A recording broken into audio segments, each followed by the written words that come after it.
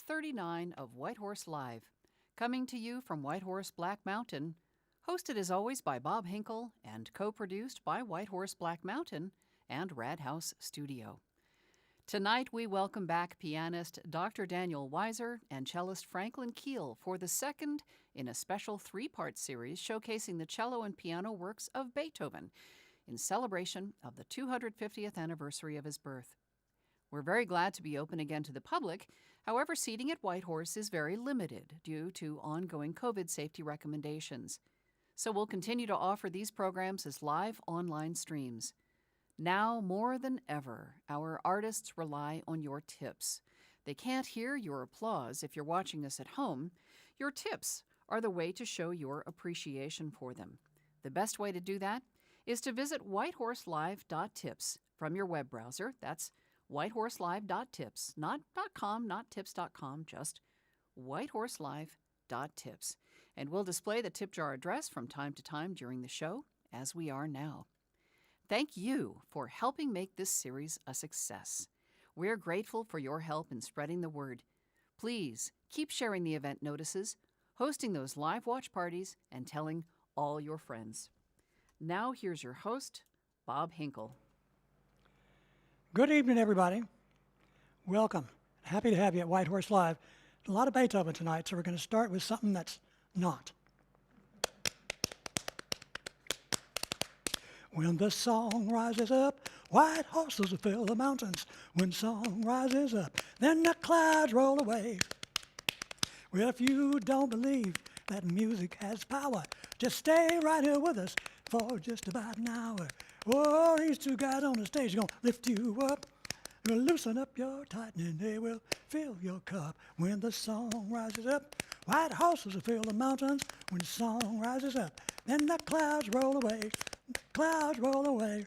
The clouds, they roll away. Yeah. All right. Beethoven, you can go back to sleep now. Amici music means music between friends.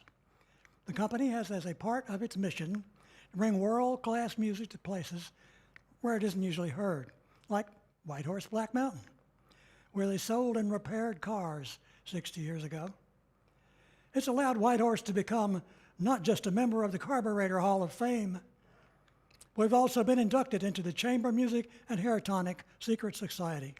You know their motto, a little Bach will do you. Sorry. For 11 years now, founder and artistic director Dr. Daniel Weiser has brought White Horse fantastic music. Tonight's program is the middle portion of an incredible three-night Beethoven extravaganza. Between last Thursday night, tonight, and tomorrow, Sunday afternoon at 3 o'clock, we'll feature Dr. Weiser on piano and the extraordinary Franklin Keel on cello. During this, our first and hopefully last COVID Beethoven Festival, we're hearing his complete works for cello and piano. We have notified the Guinness Book of Records, as I'm pretty sure that this will be the first time in the history of the world that this much Beethoven on piano and cello has been played during a pandemic with an open bar in a former Chevrolet dealership. So ladies and gentlemen, boys and girls, cats and dogs, guinea pigs and goldfish, and all the other couch sitters who are out there, please, a warm virtual White Horse Live round of applause for the man of few words, Dr. Daniel Weiser. Woo! Thank you. Thank you to Bob. Thank you to our audience, our small audience that is here for making that, for giving us your love from there. Thanks also to Rebecca with Rad House Studios for all they've done to set up this wonderful live stream. Thank you to Franklin Keel for partaking in this crazy journey through all of the cello piano music by Ludwig van Beethoven that we really wanted to try out since it is his 250th birthday coming up next month. I've been playing all sorts of Beethoven, and if you enjoy what you're you're hearing here. Next month at amicimusic.org, I won't be here at the White Horse. I will be doing all of the Beethoven violin sonatas with Tim Schwartz, my good friend. So you'll find out about those if you check out amicimusic.org. But tonight we're doing part 2 of the cello works. Part 1, we played both the first and second sonatas that Beethoven wrote in his early period in 1796 with the sort of more classical style, but Beethoven putting his own imprint already, making the pieces longer and longer, stretching things out. And again, as I mentioned, he was the first to really write sonatas for the cello and piano. Mozart and Haydn hadn't thought of the cello as a melodic instrument. It was more of an accompanying instrument. They thought of the violin as a solo instrument. But Beethoven gave the cello a chance in that first concert, although we heard that the piano was still pretty overpowering. And in fact, he wrote those as sonatas for piano and cello, not for cello and piano. He was sure to put himself first. But in tonight's concert, we're going to finish with the third sonata. That's the most often performed, his A major sonata, beautiful piece, and that's probably the most equal of the sonatas. And in fact, he allows the cello to even start that piece all by himself, which was kind of a nice thing that Beethoven did. But before we get to that epic work, which he writes in 1808, in the middle of his most heroic phase, as we call it, we're going to start off with 2 works that are not often performed. These are variations on 2 different Mozart melodies from Mozart's opera, The Magic Flute. And Beethoven loved Mozart, and in fact, he had traveled to Vienna in 1787 with the plan to meet Mozart and hopefully have Mozart become his teacher. There's some debate about whether they actually did meet, but the story has come down from Beethoven's first biographer, Anton Schindler, that he did go to Mozart's home and began to play for him. First, he began to play one of Mozart's own concertos, and Mozart said to him supposedly, "Oh, anybody can play that. Play something of your own." At which point Beethoven ripped into one of his own sort of improvisations that he was known for, his own sort of works. Mozart was astounded and supposedly ran into the other room to get his wife Constanza and supposedly said, "Stanzi, Stanzi, come back and listen. We must watch out for this boy. One day he will give the world something to talk about." And sadly, and he again supposedly agreed to take Beethoven on as a student, but just a few days later, Beethoven found out that his mother back in Bonn was very sick, and in fact, she would die as soon after he got back to Bonn. And Beethoven was not able to get back to Vienna until 1792, at which point Mozart had died at the end of 1791 at the tender age of 35. So sadly, they never got to work together. But Beethoven always admired Mozart's style, and especially his opera, The Magic Flute. He didn't like all his operas. He thought some of them were kind of frivolous. But The Magic Flute was a very special opera. It was the people's opera. It had been performed in 1791 and was not just for the aristocrats, but the people came. And Beethoven was a great fan of the people, and he wanted to write music that could reach the masses and not just the wealthy.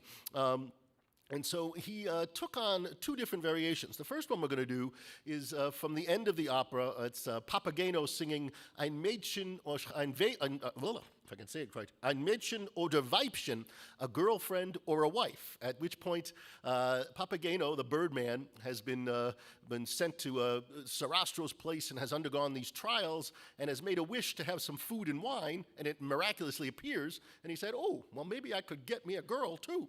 Now, what's fascinating, of course, is that Beethoven at this time was very much wanting a woman in his life, and we're going to see that all throughout his life. He fell in love with many different women, proposed to a couple of them, although it's debatable. The first one he proposed, supposedly as soon after he got to Vienna, was a singer named Magdalena Willmann. She turned him down, supposedly because he was ugly and half crazy, which was not nice. But he was always pursuing, and we're going to sort of look at some of these loves that he was after. He really wanted the ideal wife. And so it's no coincidence that both of the arias that he takes from this Mozart were about having a wife. This one having the girlfriend or wife, and the next one we'll do about the sanctity and the beauty of being married. Beethoven wanted this more than anything, although he never did get married, and perhaps he really didn't want it because he knew that it might get in the way of his composing as well. So he writes this piece in 1798, and what you're going to hear is already this incredibly inventive improviser in a sense, that he takes this tune, this very well-known tune that everybody knows as the theme, and even in the very first variation, which is a solo piano variation, he kind of disintegrates the whole theme. It sort of evaporates into the air, and then he has to bring it back together. So he's already playing with this. He writes 12 different variations, and towards the end, he actually writes 2 slow minor variations in a row, which was very rare. Usually you just go away and write one of those. But he does that, and then he concludes with this very fun, upbeat allegro, and shocks you again because you're expecting one of those big endings that Beethoven gives you, and he just fades away into the sunset. So this was a piece that was probably not often performed, was performed in salons, but it really shows the youthful, young style Beethoven in 1798. Here are the variations from the Ein Mädchen oder Weibchen.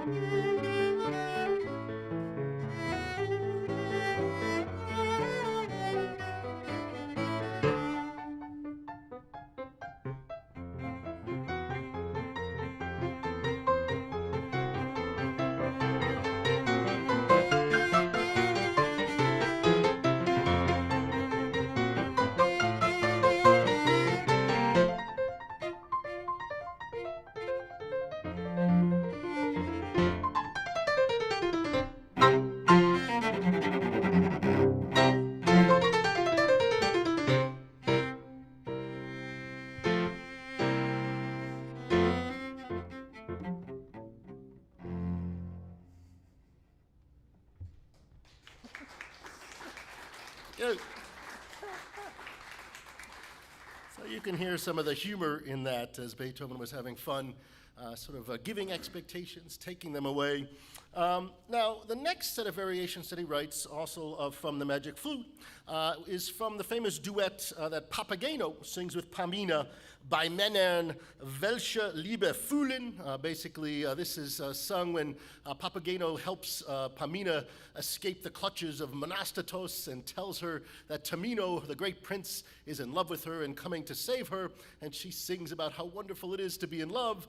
Papageno, for his part, sings about how he can't even get a date and how difficult it is to do that, but they basically sort of agree that the best thing in life is love. It's through love alone that we live. Love sweetens every sorrow. Nothing nobler than a man and woman together. And again, there's this idea of being married, of being one in this noble place. And it is around this time that he writes this piece in 1801 that we know that Beethoven falls madly in love with a woman named Giulietta Guicciardi, who has become famous because he dedicates a wonderful sonata for piano, known as the Moonlight Sonata now, to her.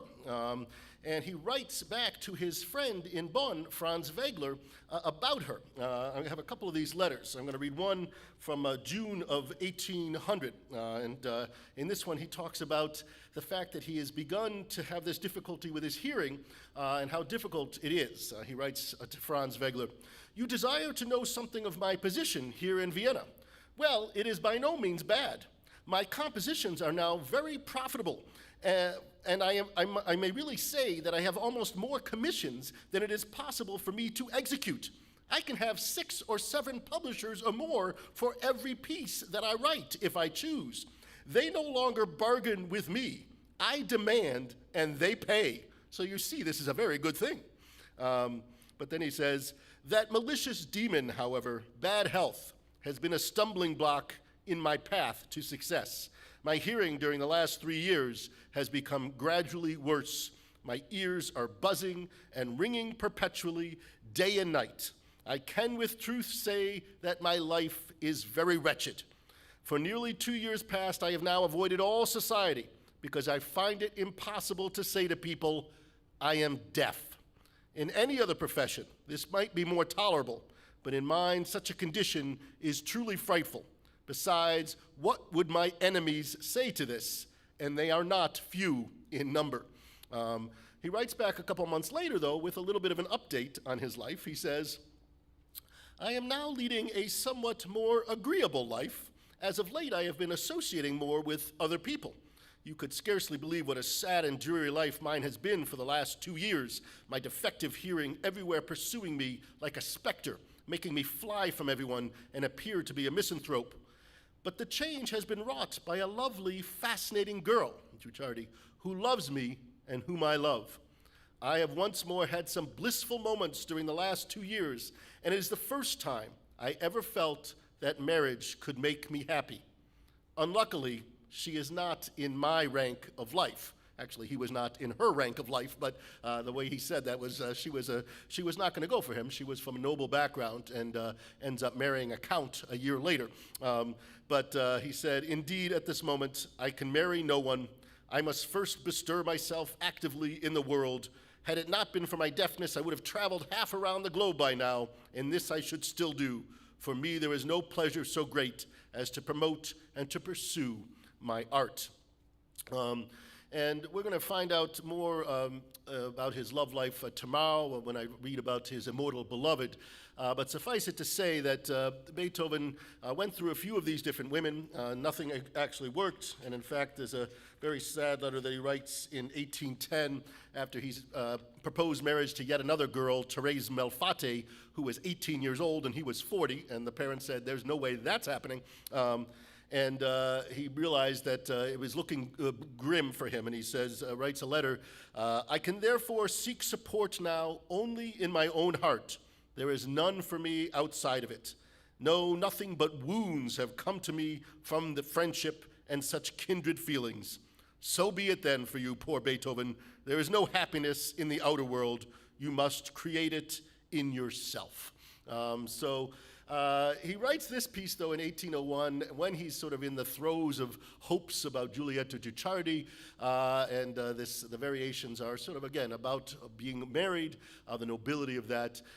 This is only 7 variations in this one, but I think they're a little deeper, and again, sort of evaporating the melody that you hear, the very famous tune, and there's one gorgeous variation right in the middle, the minor variation, variation 4, which really is sort of Beethoven at his most expressive and beautiful. So here is the second set of variations he wrote on tunes from a Magic Flute.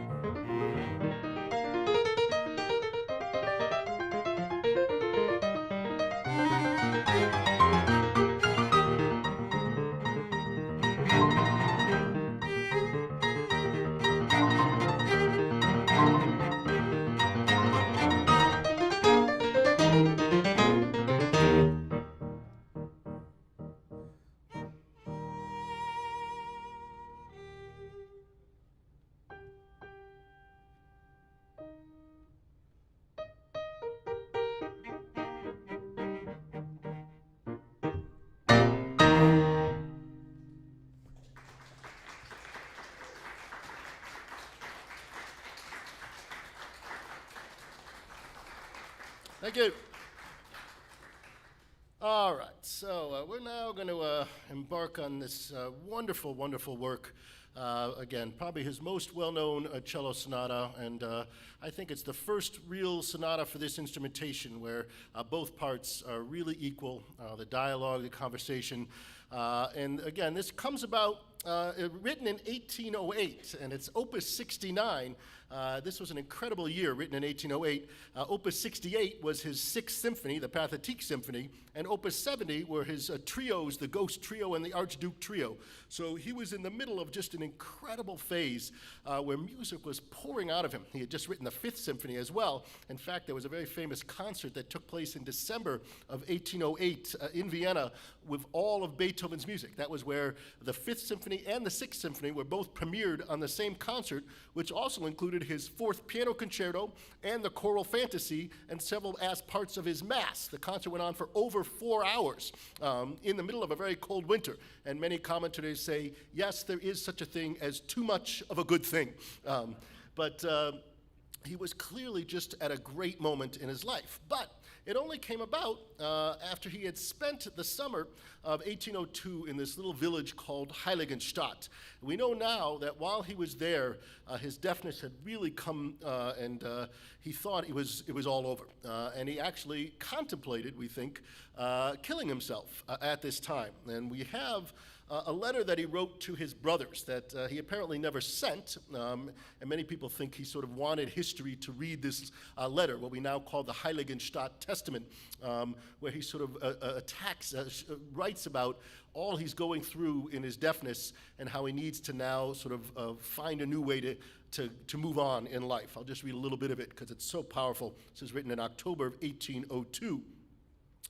Dear brothers, for the last 6 years I have been afflicted with an incurable complaint, which has been made worse by incompetent doctors. From year to year, my hopes of being cured have gradually been shattered, and finally I have been forced to accept the prospect of a permanent infirmity. If at times I decided to ignore my infirmity, alas, how cruelly was I then driven back by the intensified sad experience of my poor hearing. Yet I could not bring myself to say to people, speak up, shout, because I am deaf. How could I possibly refer to the impairing of a sense which in me should be more perfectly developed than in other people? A sense which at one time I possessed in the greatest perfection, even to a degree of perfection such as assuredly few in my possession have ever or will ever possess. I cannot do it. So forgive me if you see me withdrawing for your company, which I used to enjoy. For me, there can be no relaxation in human society, no refined conversations, no mutual confidences. I must live quite alone and may creep out into society only as often as sheer necessity demands. I must live like an outcast. If I appear in company, I am overcome by a burning anxiety, a fear that I will run the risk of letting people notice my condition. How humiliated I have felt when somebody standing beside me heard the sound of a flute in the distance, and I heard nothing. Or somebody heard a shepherd sing, and again, I heard nothing. Such experiences almost made me despair, and I was on the point of putting an end to my life. The only thing that held me back was my art. For indeed, it seemed to me impossible to leave this world before I had produced all the works that I felt the urge to compose. So I have dragged on in this miserable existence, this truly miserable existence. So truly a powerful cry for help. But out of that came this incredible period from about 1803 to 1810 or so, beginning with the Eroica Symphony, which he sort of pours out of him in this time, the Appassionata Piano Sonata, the Waldstein Piano Sonata, what we call this middle phase, this heroic phase, where Beethoven basically seized fate by the throat, as he said, and said, I will not be held back by my deafness. And the sheer power of his music that takes place over this time, it's mind-boggling. And this is one of those pieces that he writes, although it is not a tragic piece at all. It's almost one of the happiest pieces that Mozart writes. It's so calm and serene. It has a lot of humor in it as well, but that was not uncommon. If we think about the Fifth Symphony, is that sort of fate, but he paired that with the Sixth Symphony about nature. This has a lot of the pastoral quality of the Sixth Symphony, which he was writing at the same time, and he used to love to walk out in nature. Now, he dedicates this piece to a very good friend of his who was an amateur cellist named Ignaz von Gleichenstein. And actually, on the inscription to the sonata that he sent to him, he writes in Latin, inter lacrimas et luctum, which means between tears and grief. So again, he's talking about what he's going through, but when you listen to this piece, you don't hear tears and grief. It's sort of what he's doing to get away from that, shining the light on the positive things that he's finding. Now, Gleichenstein was, I don't know if he actually played this piece. He was a good amateur cellist, but he was a very good friend to Beethoven. He had helped Beethoven actually find money from all the wealthy people in Vienna to help support him. And Beethoven was always indebted to Gleichenstein for doing this. So this is the piece that is, I think, the basis for a lot of other composers look back at this as to how to write a sonata for cello and piano. Again, it's not an easy combination. The cello is a lower instrument and can often get stuck in overpowered by the piano. Beethoven really discreetly writes this piano part so the cello can shine through. You'll hear this wonderful first movement that again begins with this sort of searching motive in the cello, then the piano takes it on. We each get little cadenzas, and then we get this nice little dialogue together. The second movement is one of these fun scherzos or jokes, as Beethoven liked to do it. In that movement, you can almost not find the beat. Everything is off the beat, so it feels very off kilter. And Beethoven sort of enjoyed playing with our expectations of where we want the beat to be. The third movement opens with a very beautiful slow part, and it feels like it could be a whole slow movement unto itself. And it's too bad that it isn't, because it's so beautiful, but it only lasts about 12 measures. And then Beethoven decides, I'm done with that. I'm going to move on to another fast part to finish up this piece, filled with a lot of virtuoso part in the piano, but a wonderful, again, joyous coda to this. So please, I forgot to mention, whitehorselive.tips. Please help support your fellow musicians. Well, you're not fellow musicians, if you are a musician out there. The musicians, and also Whitehorse and Radhouse Studios, who make it all possible. And again, join us tomorrow when we go deeper into Beethoven, to his last two sonatas, which are very out there. This one is going to feel very classical and easy to listen to. The ones tomorrow are not as easy, but they are really Beethoven pushing the edge of music to a point that even still today sounds modern. So we'll hope you join us at 3 o'clock so you can finish hearing what this great composer did with the cello and the piano. Here is the Sonata in A major, Opus 69.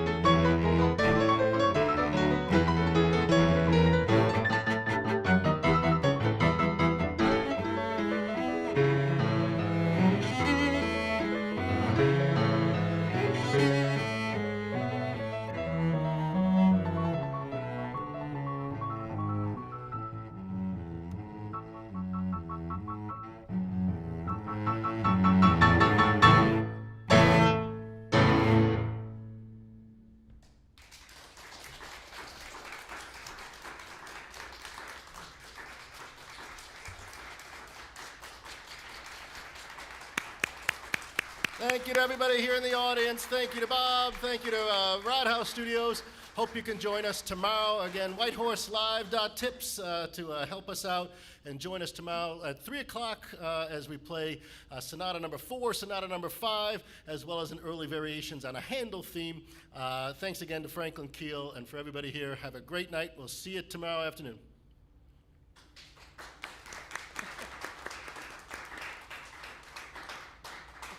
Thank you, Daniel. Thank you, Franklin. Marvelous, just absolutely marvelous. So let's do something ridiculous again, right? When the song rises up, white horses will fill the mountains. When the song rises up, then the clouds roll away. Sisters, ain't you glad to feel that fear is fading? And brothers, ain't you glad? Gonna be a better day. People, ain't you glad that we are all in this together? And people, ain't you glad that the clouds are gonna roll away? When the song rises up, white horses will fill the mountains. When the song rises up, then the clouds roll away. Then the clouds roll away. Then the clouds roll away. All right. Now, Woo! thank you. One more thing. Thanks for joining us. Be with us if you can again tomorrow, as Dan said, at 3 o'clock for the final portion of Daniel and Franklin bringing the Beethoven. Some of you know we usually have a contest at this time called the Between the Cushions contest. But we're not going to do it this week, but keep feeling around in between the cushions of your couch. And don't throw anything away, unless it used to be alive and now it isn't. Or if it's a picture you just assume your significant other didn't come across. Oh, and you know what? COVID-19 has its good points. Think of all those great new products that have come along as a result of the pandemic. Remember the toilet paper shortage? Remember that? Well, somebody came up with, I forgot mine here, but somebody came up with the Texas toilet paper. It's about that big. Each sheet's about that big, about 1 foot by 1 foot. And it's a good idea. There's only one problem with it. Texans won't take crap from anybody. Sorry. Have a nice night. Bye now.